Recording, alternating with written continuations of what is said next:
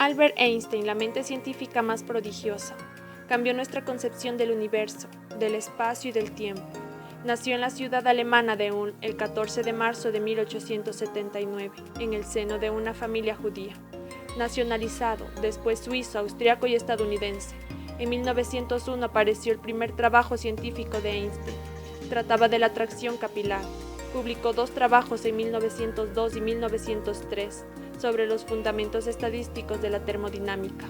En 1905 escribió 4 artículos fundamentales sobre la física de pequeña y gran escala. En ellos explicaba el movimiento browniano, el efecto fotoeléctrico, la relatividad especial y la equivalencia masa-energía.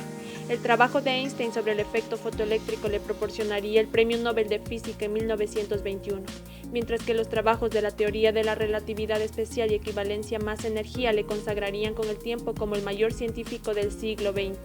El 16 de abril de 1955, experimentó una hemorragia interna causada por la ruptura de un aneurisma de la aorta abdominal. Murió en el hospital de Princeton el 18 de abril de 1955, a la edad de 76 años. De acuerdo con su último deseo, su cuerpo fue incinerado en la misma tarde, antes de que la mayor parte del mundo se enterara de la noticia. En el crematorio solo estuvieron 12 personas, entre las cuales estuvo su hijo mayor. Sus cenizas fueron esparcidas en el río Delaware, a fin de que el lugar de sus restos no se convirtiera en objeto de mórbida veneración, pero hubo una parte de su cuerpo que no se quemó. Durante la autopsia, el patólogo Thomas Harvey extrajo el cerebro de Albert Einstein con sumo cuidado. Lo pesó, lo diseccionó y lo introdujo en varios tarros. Después lo puso a buen recaudo en el sótano de su casa. Él no era neurólogo, así que su objetivo era tan simple como ambicioso. Quería reunir a los mejores especialistas del mundo para estudiar a detalle cada área de aquel cerebro, cada fragmento, cada célula. Su objetivo era publicar los resultados cuanto antes en las más prestigiosas revistas y adquirir fama mundial. Todas aquellas ansias y aspiraciones del Dr. Harvey se fueron truncando.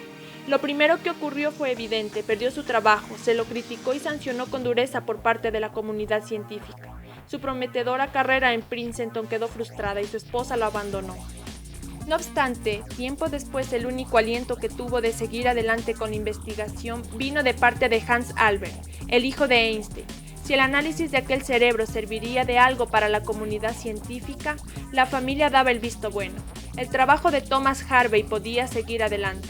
Los resultados del análisis del cerebro de Albert Einstein se fueron sucediendo entre 1975 hasta la actualidad. Los 240 bloques y 12 juegos de 200 diapositivas que Harvey había creado, dividiendo el cerebro de Albert Einstein, empezaron a dar resultados.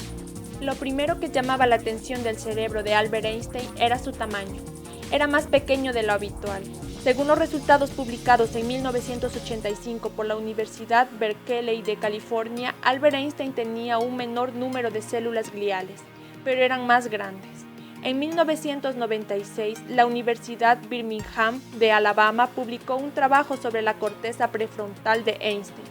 Descubrieron que esa parte del cerebro responsable de la cognición espacial y el pensamiento matemático estaba más desarrollada. En el 2012, el antropólogo Dean Falk estudió las fotos del cerebro de Albert Einstein. Lo que identificó fue asombroso.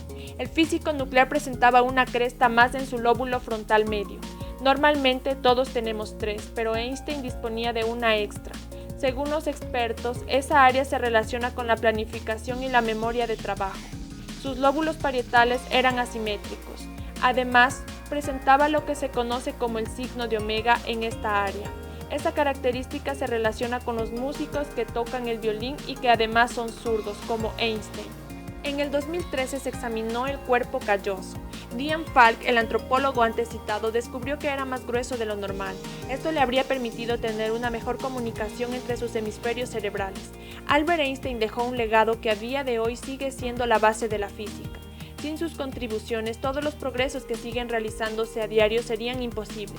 Gracias a él hoy disponemos de muchos dispositivos basados en sus descubrimientos y entendemos mejor la expansión del universo, la naturaleza de los agujeros negros y la curvatura del espacio-tiempo, entre otros. Si te gustó el video, te invito a que lo compartas, te suscribas al canal y actives la campanita de notificaciones para que no te pierdas ni un solo video. Soy Carolina, hasta la próxima.